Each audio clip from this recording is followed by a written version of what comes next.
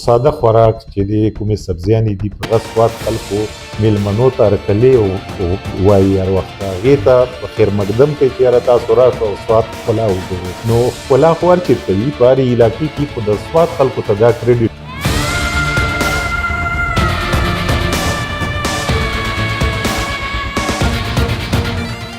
ویل کېږي دا چې سوات د جنت ټوکړه ده او دا وخت په سوات کې په ژمي کې هم د دنیا د ګوټ نه ټورسټ راغلي دي. دغه سیله چې دی د ډي سي سوات سلیم جان خان مروت په کوششونو باندې چې د بابي سوات کې دوی ویلکم پوینټ ورسره په پوره سوات کې ټورسټو له سهولیات سره هرکلی درته وایو ډېر زیات ټورسټ رالو د واورې د کتو دپاره. څه وایې څونه فکر دی زنګ سره شریک کوي. ډېره مهرباني چې تاسو موقع راکړله د سواد بارې چې خبرو دپاره. سواد چې دا ټولو ته پته ده چې بالکل جنت نظیر وادي ده، جنت ټوکړه ده. د سواد ښکلی والی ټولې دنیا ته پته ده. مونږ چونکې یو ایمرجنسي پلان دینه مخکې یو میټینګ کړی و په هغې کې مونږ ټول ډیپارټمنټس ته خپلې ذمهداریانې ورکړې وې او مونږ ته پته وه پي ډي ایم ای طرف نه چې کوم الرټس راغلي وو چې په سواد کې به دې ځله اد نه زیاته واوره کېږي. نو مونږ هغې دپاره بالکل تیار وو. هغې دپاره مونږ هوم ورک کمپلیټ کړی و. مونږ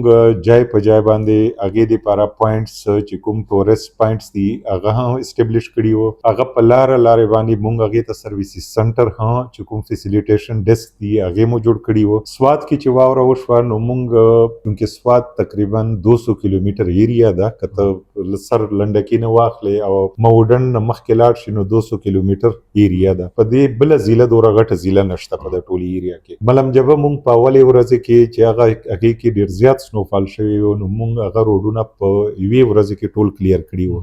مونږ ته پته وه چې دا ځل به ډېر زیات سنوفال دپاره ټورسټ راځي. کالام چې کوم روډ دی هغه هم مونږ په اوله ورځ کې کلیر کړو چې هغه ته کوم ټورسټ تلي وو. نو ایون په موډن کې په مټلتان ایریا کې یو 36 فیملیز چې دي هغه ایسار شوي وو، هغه مونږ ریسکیو کړل. مونږ په دې ټیم باندې هر ډپارټمنټ نه هیلپ واخیسته، که چېرته پرایویټ کنټریکټرز و جیسے که زیډ کې بي ده یا پرایویټ نور کنټریکټر شروع و مونږ هغې نه هیلپ واخیسته. نو مونږ موډن روډ کلیر کړ چې هغې کې ګلیشیر پرېوتی و، هغه ایولانچز هغه مو کلیر کړه او هغه 35 فیملیز چې دي هغه مونږ ریسکیو کړه ازور لیګون نه. ډي سي صاحب دا راته هم وایي چې ډي پی او سوات او ډي سي سوات په یو پیج دي او دواړه کوشش کوي چې ټوریزم دې بحالي. ستاسو د واورو مومنټ او بیا دغه پوره دنیا ته په سوشل میډیا خول دغه ټورسټ د ملک دننه هم او د ملک بهر هم کوشش کوي چې یاره سوات یو ځل بیا وینو. دا وخت په خلیج کې دا ماحول دی چې یاره دوی کوم په خپل پیج باندې اکټیویټي سټارټ کړي دي یا د ټورسټو کوم ټایم په ټایم د هغوی انفارمیشن کلیکټ کوي یا د هغوی د بچو سره خبرې کوي یا دلته د ګاډو د پاره چې دی د حفاظتي تدابیرو دپاره هم تاسو کار سټارټ کړی دی. خو دا راته ووایي چې د هوټلو ماحول څه دی، هوټل والا څومره ریلیف ورکوي دغه ټورسټو ته؟ مونږ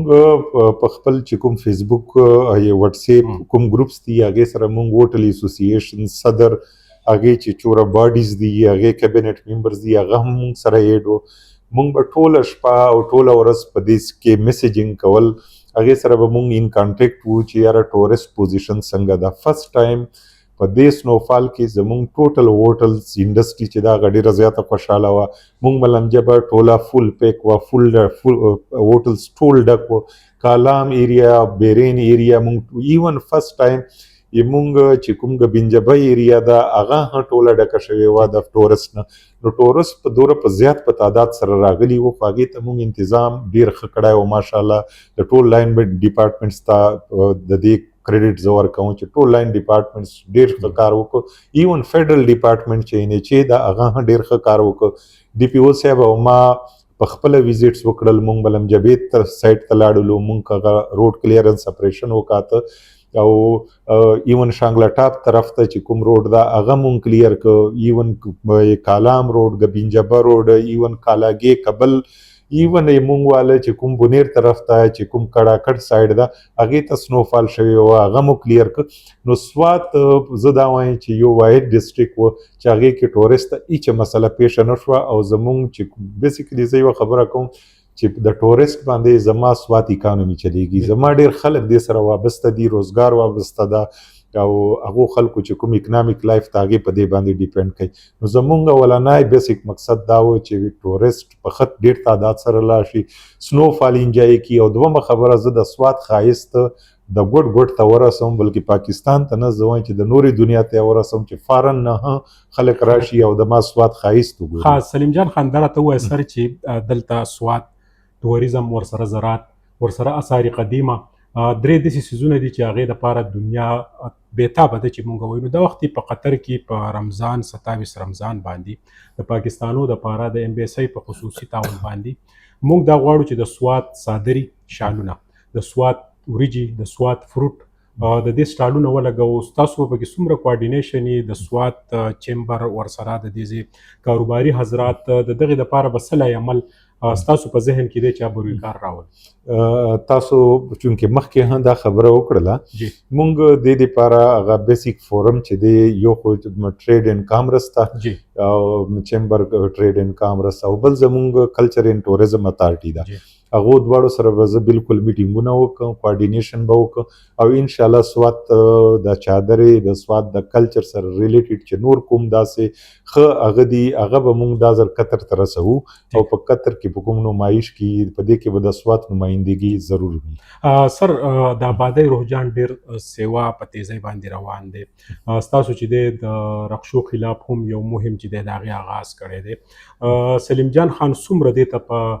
درناوي ګوري چې یاره روډونه دې کولاوي چې ټورستو ته تکلیف نه یا د سوات چې کم لوکل خلک دی د ټریفک وایلیشن کیږي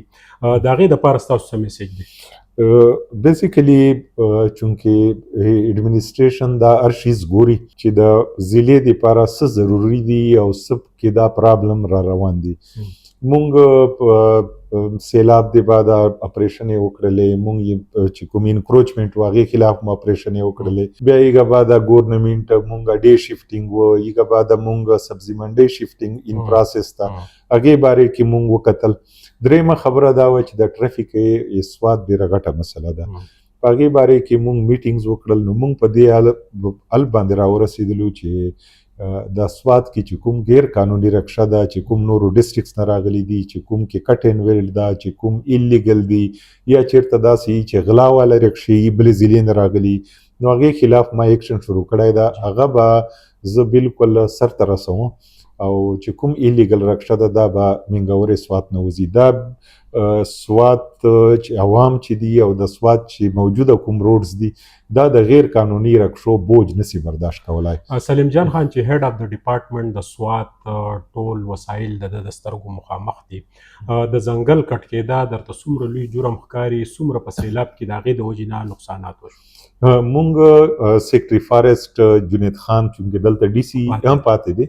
هغه سره ان ټچ یو، هغه طرف نه سټریکټ ډایرکشن دی خپل کنزرویټر صاحب سره. ما چونکې څو میټینګونه وکړه، ایون چیف کنزرویټر صاحب راغلی او کنزرویټر صاحب ډي اف اوګان ټول راغلي وو، نو هغو سره ما میټینګز وکړه او هغې دپاره مونږ لا یې عمل وضع کړی ده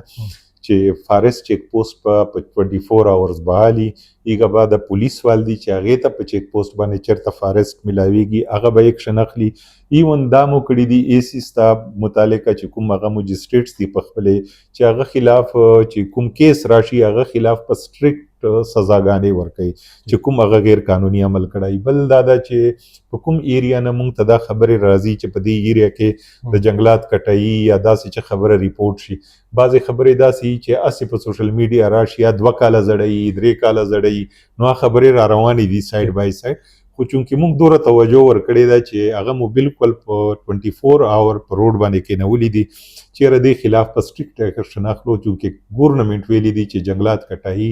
دا بالکل بین ده او په دې باندې به مونږ سټریکټلی عمل کوو. د سوات سیند د سوات ښایست دی او سلیم جان خان د دې نه ډېر زیات خبر دی چې د سوات ټول دارومدار د دې سیند سره ریلیټډ دی.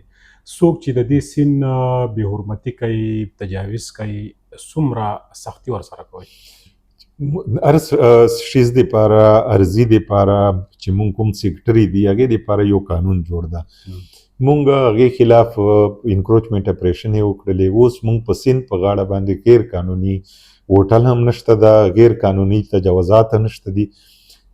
مونږ چېرته چې کوم ریونیو ریکارډ دلته مونږ په ریونیو ریکارډ باندې لاړو چې غیر قانوني و، نو هغې خلاف مو ایکشن وکړه.